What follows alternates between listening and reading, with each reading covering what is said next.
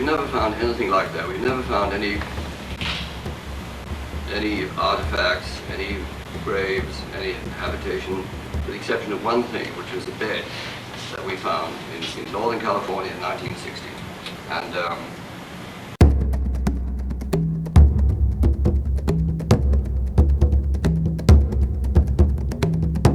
please support this channel by subscribing and leaving comments.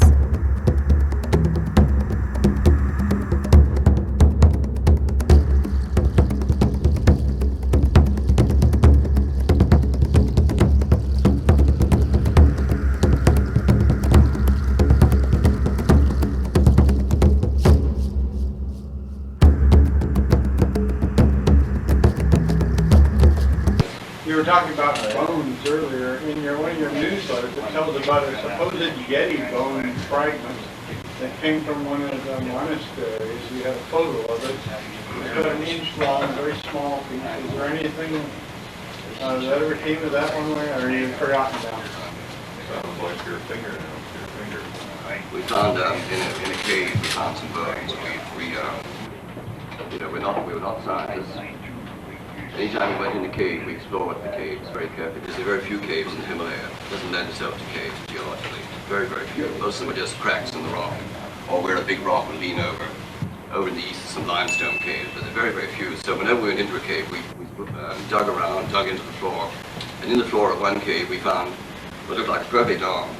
These two bones, and most of the fingers down to about there, with the carpals, the metacarpals. What are these two bones called? Radius? Radius.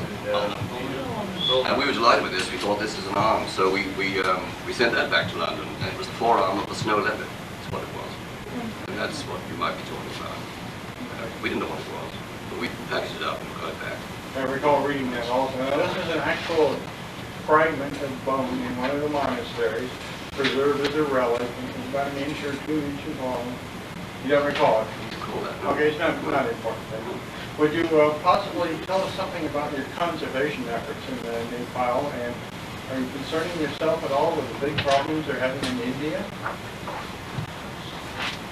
I'm concerned about what's happening in India, but I'm not doing anything about it. It's too major a problem. And my interest is in the country of Nepal, which has a very strong, very good conservation program. They have, in the last 25 years, they have established 2 new national parks and 4 new reserves for tiger, buffalo, rhino, and so on. They have a very good conservation program. And they also have a very interesting method of dealing with poachers. Up until about, I think it's about 20 years ago, the rhino, this is the great animal of Nepal. This is the one-horned Asian rhino, which is bigger than the African black rhino or the white rhino. It's an enormous animal, and it looks like a prehistoric animal with these great folds of skin. It's a very interesting animal. It's quite a dangerous animal too if you provoke it. Anyway, the rhino, we're down to 160 animals in the main central park. And the old king of Nepal said, we've got to do something about this. And when poachers came in, and of course it was poaching that was killing them, they were being shot for the horn. They would come from India, they would shoot them with a muzzle loader at close range, they'd cut off the horn with a saw, and then they'd run back over the border. And the horn was very valuable. It was a fortune to the man who could get one. So the king decided the thing to do was to put armed guards from the Royal Nepal Army, and these are the Gurkha soldiers, you probably know about them. So he put detachments in every reserve, and they were given an unwritten order, which was, you find a poacher, shoot him. So they began finding poachers and shooting them. And the rhino went from 160 to the present figure is about 450. And there's no more poaching. There's no signs, there's no warnings, it's just bang. And it's cruel, and it's rough, but it works. And of course the Nepalese didn't have much hesitation in shooting them because they were Indians. From a different country, different culture. Always don't like the Indians and vice versa. So I'm concerned with Nepal, and my own efforts have been in the designing and building of a tiger park there, which is called the White Grass Plains. I did this in 1968, 69, and wrote the story in my book. And today it's a beautiful little reserve. We started out 60,000 acres, it was expanded to 80,000, then expanded again to 100,000.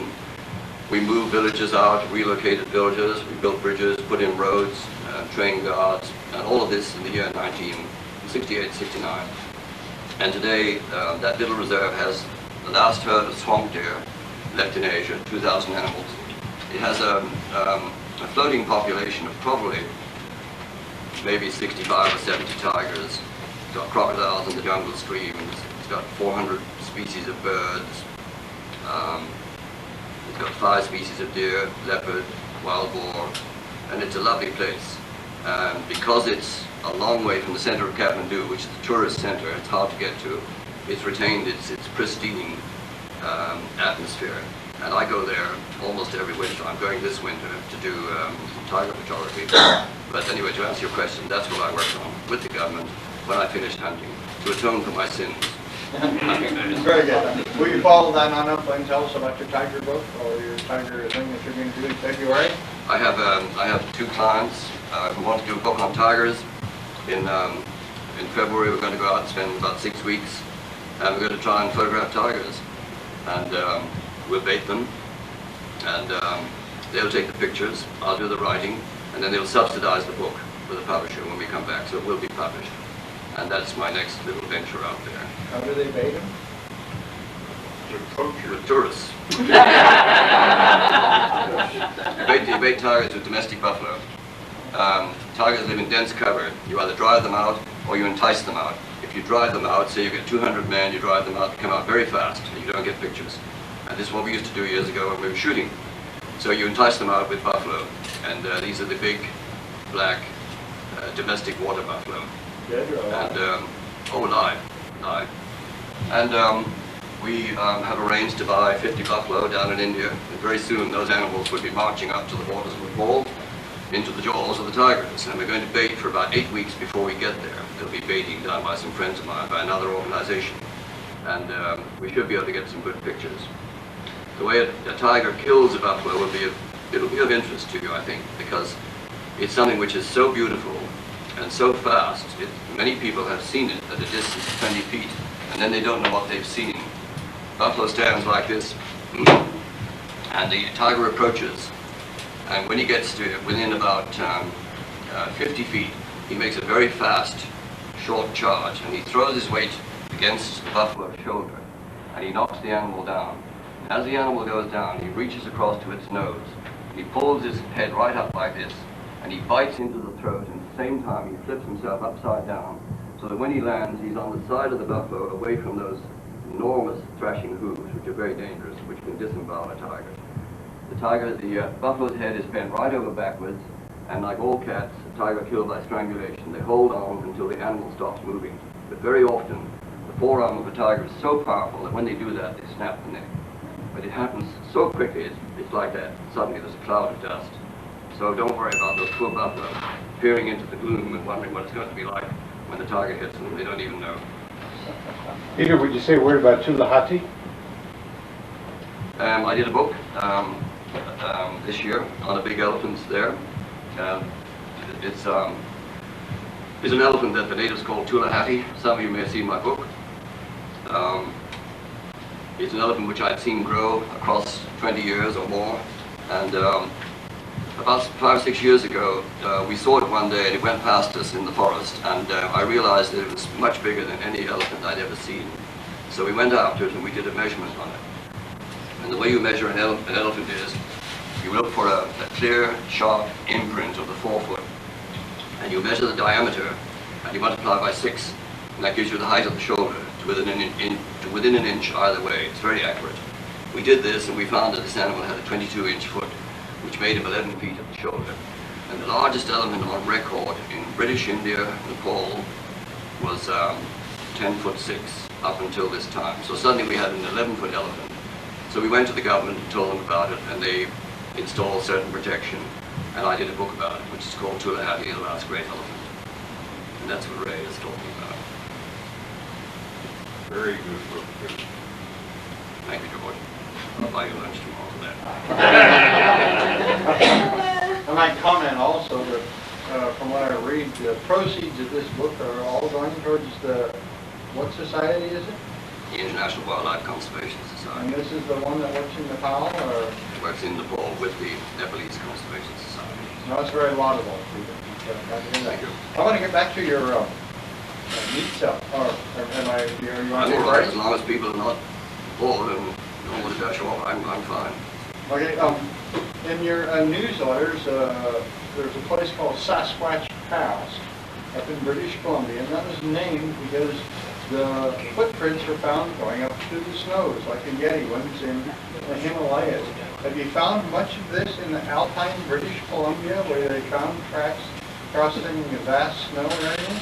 That's the only one I know of. And that was a group from the Explorers Club in New York. And I forget the date, in the 70s.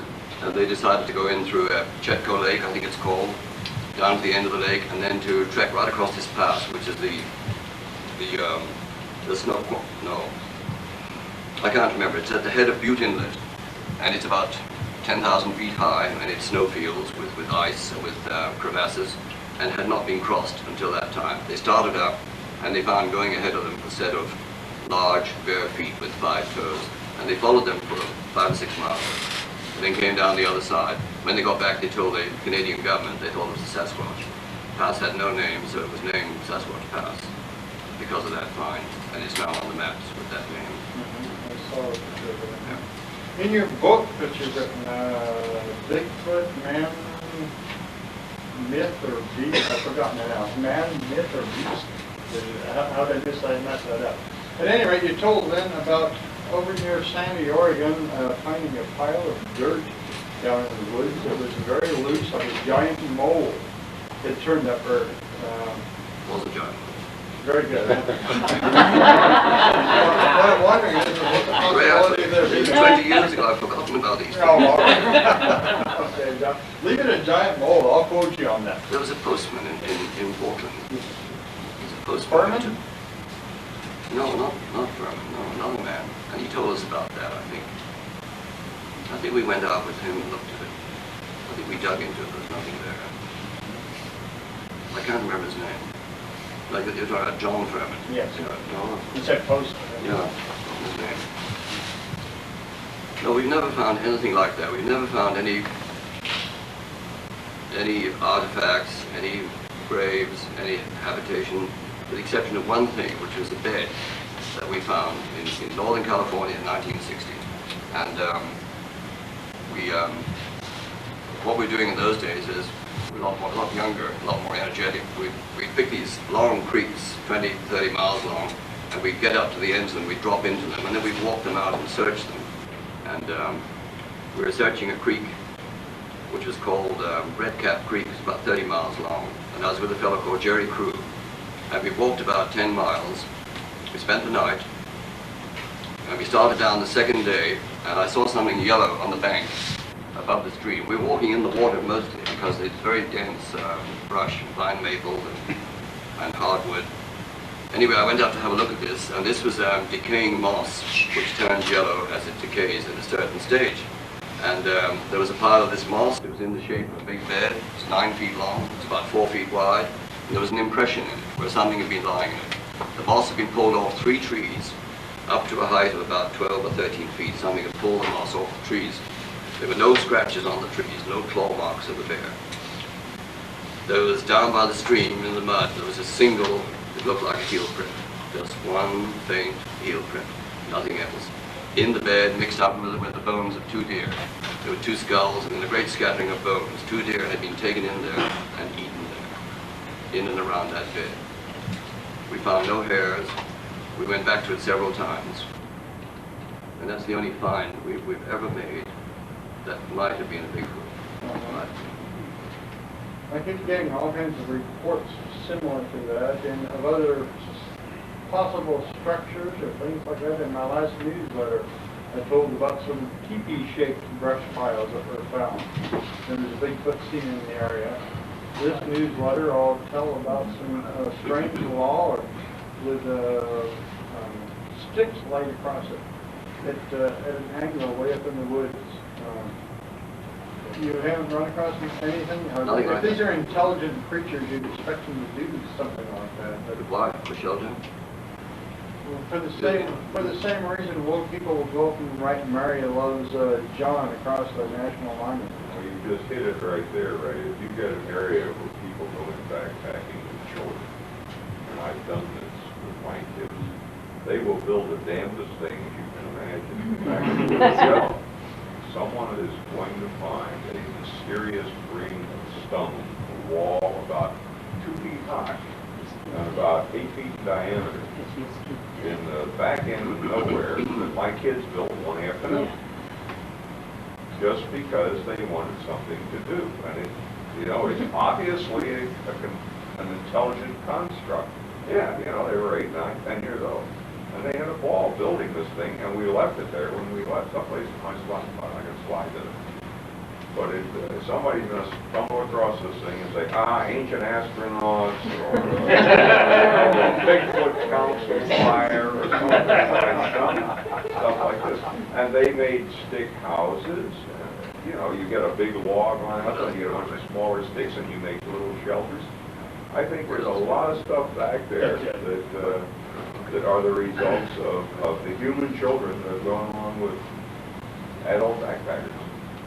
Any more questions? Yes, one in the back. I want to know what intrigues you. You're an investigator, correct? You like to investigate good stories of Bigfoot. What promotes you to go on certain ones and leave other ones alone? What intrigues you? Well, I go on any story. If I hear that someone is saying they've seen a Bigfoot, I'll go and talk to them. At least I'll talk to them on the phone at first. I don't discard any story at all. I treat them all seriously, and then after I've talked with the person, I may assess the credibility of it, and I may keep that to myself. One of the things we've done, we've prepared questionnaires, and we've prepared a sighting questionnaire, which runs for 14 pages, and a footprint finding questionnaire, and a sounds and smells questionnaire. And they're being printed right now. We should have those in about another week or so. Because if someone has a sighting, if we're going to use that stuff in the computer, we need to get every single piece of information we can from that person. Weather, elevation, edible foods, why they were there, what they were doing, everything. That's important. So I do follow up on anything, as time allows. Right now, we're still in the initial stages, tons of paperwork, but we're trying to follow up. I'm sharing some things with Jim Hukin there. We had a lady the other day who said she saw 2. Why are you smiling? We had a lady who called me and said she saw 2 up in Stevens Pass. And I talked to her on the phone. I talked to her quite a long time on the phone. And then you talked to her, Jim. Yeah, and, what came out of that? I didn't follow it. Well, she went back up with her daughter and they looked for footprints. They found nothing. But then she called me again and we had another long conversation. And she's a security guard in a factory. And at night, things move around the factory, hairy things. And there's one hiding behind the refrigerator in the office of the factory. Living under the manager's desk. And so, seemed like a nice person, but we did follow up on it. That's why that jersey wore from me. Stevens Pass, where she said she was driving and she saw something in her mirror, and she looked in the mirror and saw these 2 things crossing the road behind her. And it was in the evening. So, thank you so much. Really very nice of you to invite me here, and I'm very honored to be here. And thank you.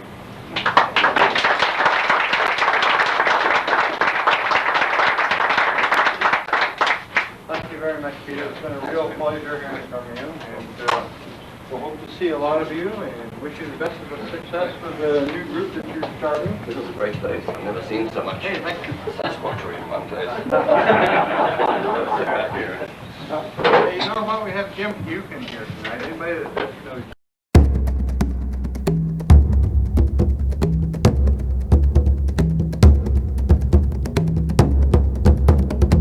If you're enjoying all this rare and unique content, please show your support by subscribing and leaving comments.